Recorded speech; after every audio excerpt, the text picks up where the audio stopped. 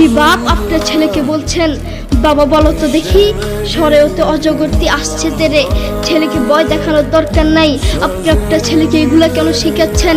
আপনি আপনার ছেলেকে শিখাবেন, বাবা বলো তো দেখি সরেও তো অজগরের নামাজ পড়ি।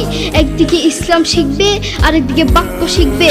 আপনি আপনার ছেলেকে কিছু কবিতা শিখাচ্ছেন, বাবা বলো তো দেখি ওই দেখা যায় তাল গাছ ওই আমাদের গা, ওইখানেতে বাস করে কানা বগিচা। ও বগিতি খাস কি পান্তা ভাত চাষ কি, পান্তা আমি পাই না পুঁটি মাছ, পান্তা আমি খাই না পুঁটি মাছ পাই না। একটা যদি পাই ধরে গাবুস কুবুস খাই, গাবুস কুবুস খাওয়া লাগবে না। আপনি বলেন আপনার ছেলে এটা থেকে কি শিখলো? আপনি আপনার ছেলেকে এগুলা কেন শিখাচ্ছেন? আপনি আপনার ছেলেকে বলবেন, বাবা বলো তো দেখি ওই দেখা যায় কবর, ওই আমাদের ঘর, ওইখানেতে থাকতে হবে অনেকটা বছর। ও কবর তুই চাস কি, নেককার লোক পাস কি, নেককার লোক পাই না। একটা যদি পাই ধরে জান্নাতে ঢুকে, ঠিক কিনা?